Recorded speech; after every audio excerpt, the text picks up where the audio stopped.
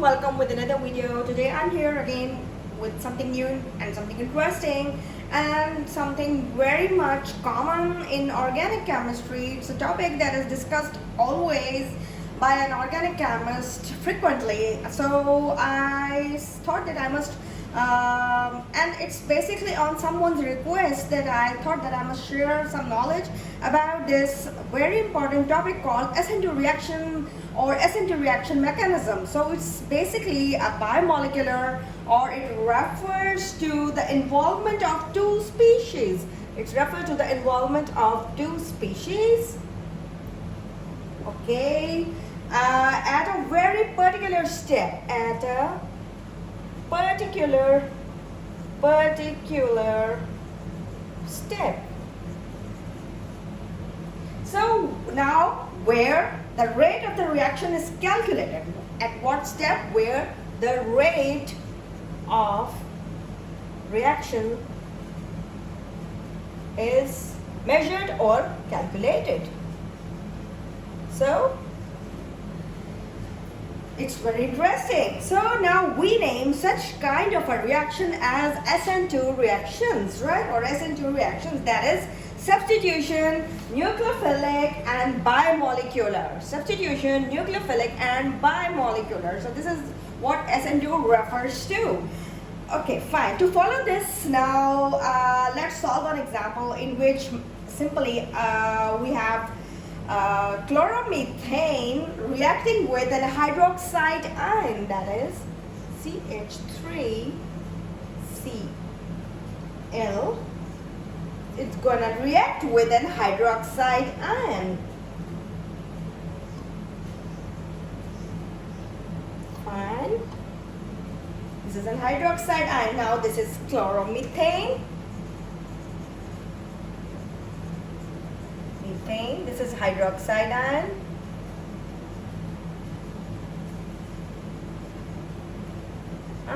Right? Now this happens at about almost above 59 degrees centigrade. This reaction, it goes on at about above 59 degrees centigrade, and it's in an aqueous medium. Okay, in an aqueous medium. So what it's gonna make, of course, methyl alcohol, CH3OH, with a leaving group. What leaving group? The chloride ion and Cl. The chloride ion as a leaving group, right? So this is a very interesting and a very simple reaction. We now check the solubility of this chloromethane and found partially soluble in water. So that just enabled us to conduct the kinetic studies in water as a medium, right? Why we took as a water? Because it just we checked the solubility in water, and that enabled us to conduct the kinetic studies in water as a medium. Fine. While making sodium hydroxide as a solution. Fine. While we make what? A sodium hydroxide as a solution. So let's discuss it. Now, as I just mentioned, the reaction is simply conducted at a the reaction is conducted at a specific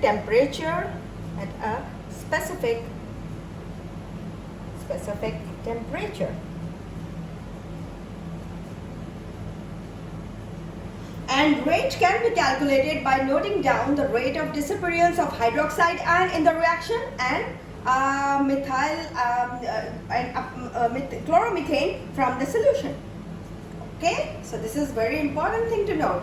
As the reaction as you can say that the rate of reaction always depend upon the temperature. Why we are saying that? Why? Because as rate of reaction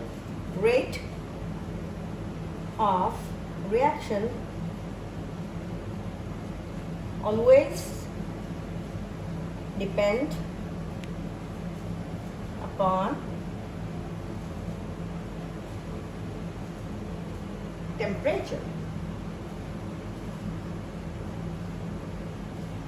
This is a very important point to note, as the rate of reaction always depend upon the temperature, and rate can be calculated, and this rate can be calculated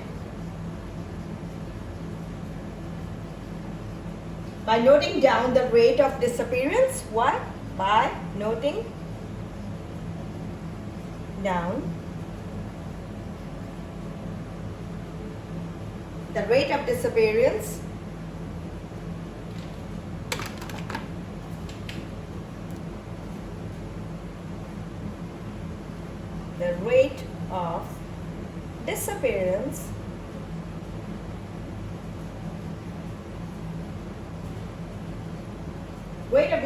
of hydroxide ion, right, and chloromethane from the solution. So, as I just said, that this can be, as I just mentioned, that the rate of reaction always depends upon the temperature. So, this rate can be calculated or can be simply measured by noting down the rate of disappearance of this hydroxide ion, and of course the chloromethane, methane or methyl chloride, you can say, from what? From the solution. Fine. So this can also be done by taking out a little sample from the reaction. You can also do this by simply taking out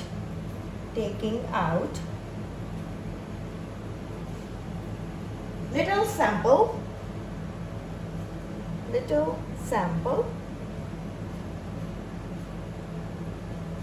from reaction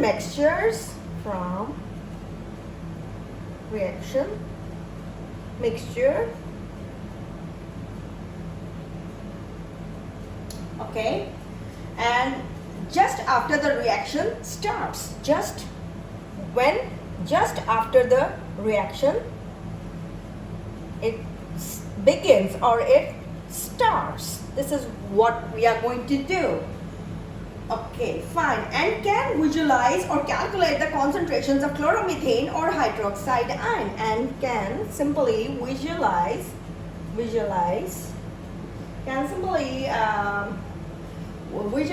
or calculate the concentrations of what? Of chloromethane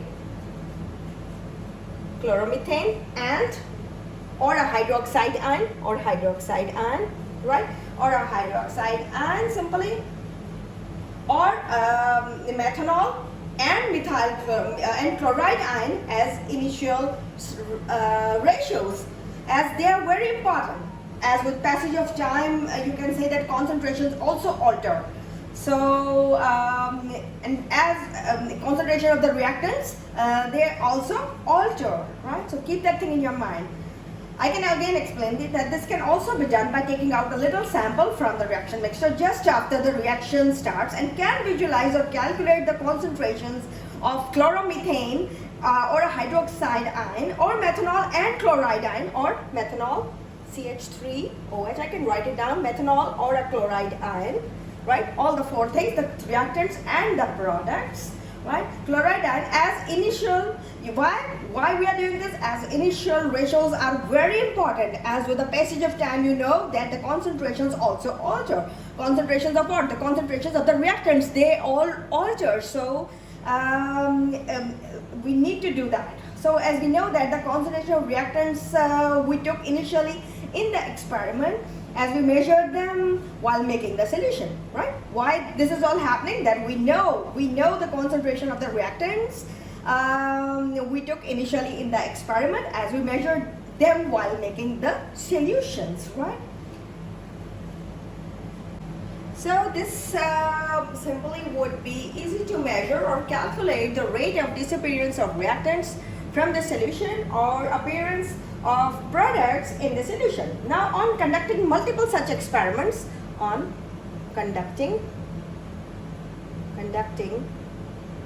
multiple such experiments, right? I'm not going to write whole thing. Letting temperature remains constant. If you keep the temperature should be constant, what happens then? temperature remains constant but differing what? The reactant's initial concentrations. So it should be now pointed out and noted from the experiment that rate is dependent on concentrations of the reactants, right? So that why?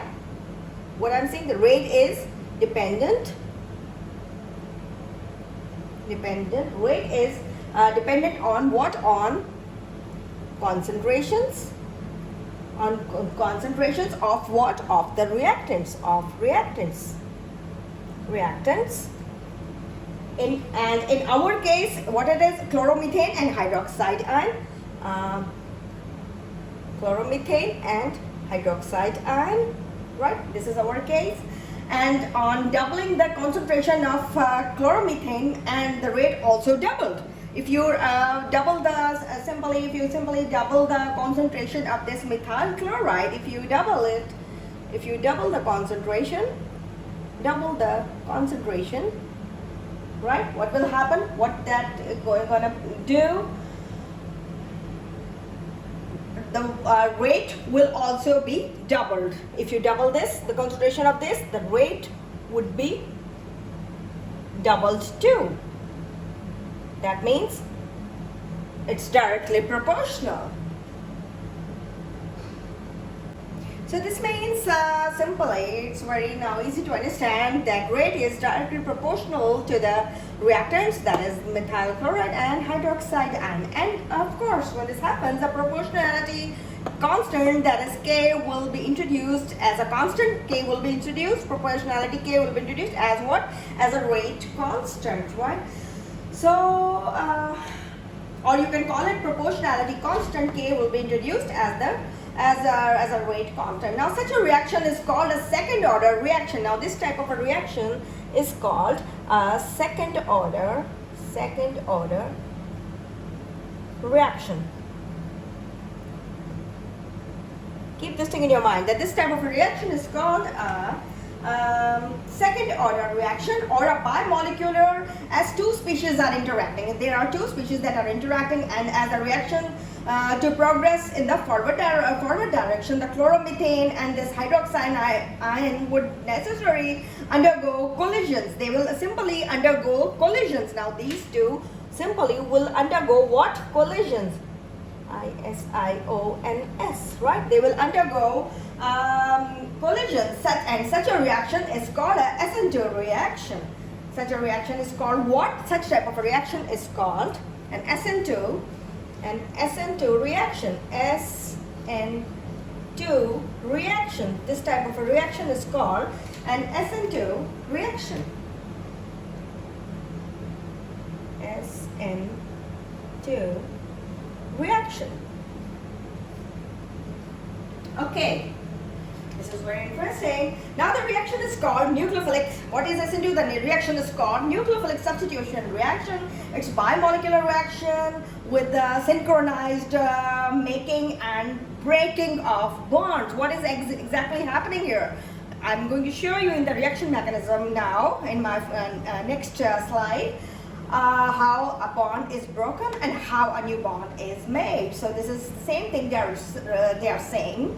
They are making us believe that this type of a reaction, that is nucleophilic substitution reaction, it's biomolecular reaction with synchronized making and breaking of bond. With synchronized making and breaking of bonds. Now I'm going to make the reaction mechanism to show you how this all happened.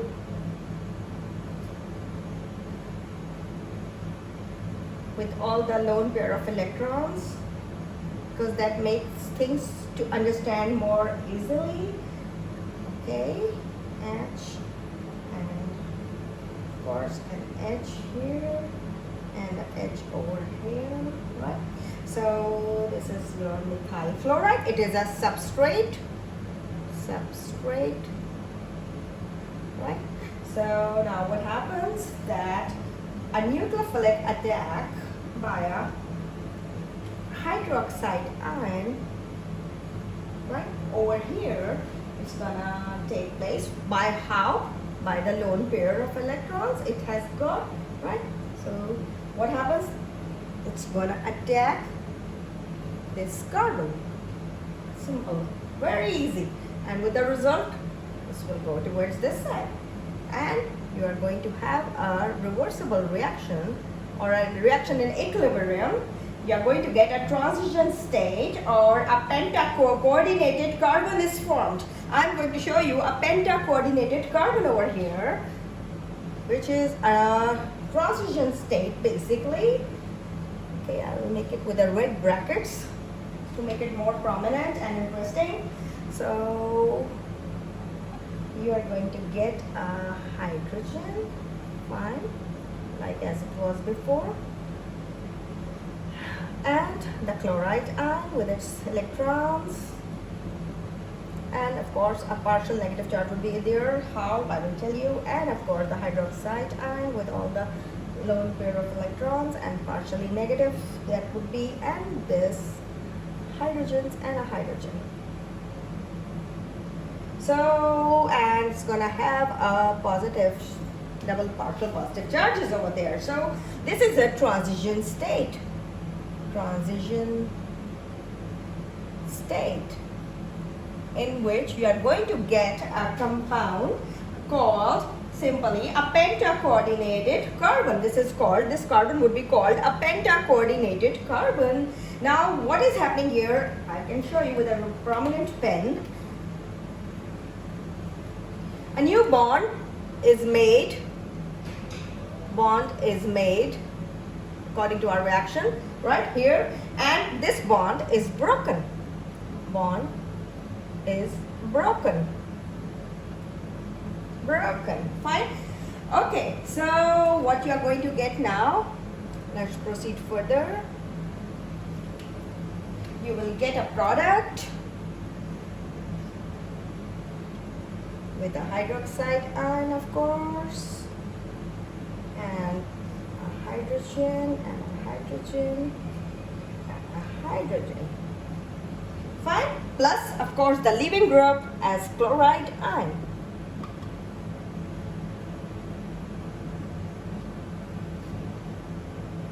These are all lone pair of electrons of the chloride ion as leaving group. What is this? This is a leaving group, right?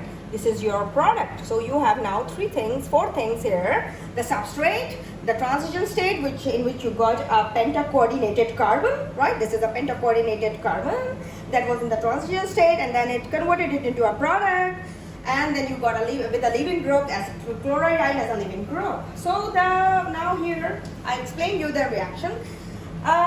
Nucleophile simply attacks here from the back side. The angle it forms is 180 degrees. When it attacks, it forms an angle of 180 degrees, right? Far from the leaving group. It is very far from the leaving group. And new bond formation takes place, and with a lone pair of electrons, and a penta-coordinated carbon is formed here, which we call as a transition state. I wrote it here as a transition state.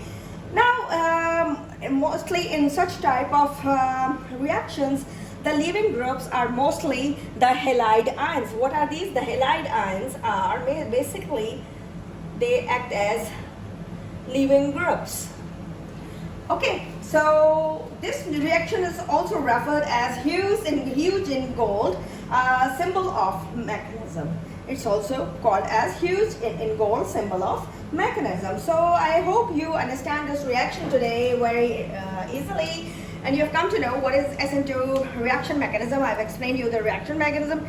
I think nothing is missed here, and I've explained you how it goes on and how the reaction it simply proceeds, and what happens in this reaction, and why we call it as a biomolecular reaction, and why it is which refers to the involvement of the two species at a particular step where the rate of reaction is calculated. What is that particular step where the rate of the reaction is measured?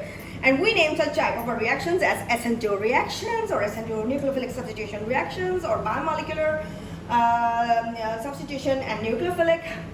And I have explained you the reaction with the, of course, chloromethane, a reaction between a chloromethane and a hydroxide ion in an aqueous medium at the temperature above 59 to 60 degrees centigrade, with the formation of methyl alcohol and a chloride ion as a leaving group. And then I showed you the reaction mechanism of this whole process. So I hope you like this video. Please go through the books. And it's for my special one student who asked me many times to explain this SN2 reaction, so that because he was asked or she was asked in her viva and she was unable to answer the questions, many questions which are now answered here in my lecture. So I hope you like this video and you will learn from it, and you will consult it with different books, and please read further what is left so you can add to it. Maybe there are things that I have not explained or I have missed, so please go through and tally them. You can simply compare them with your notes, with your books, and you just make a perfect note for yourself and for your understanding. Thank you very much.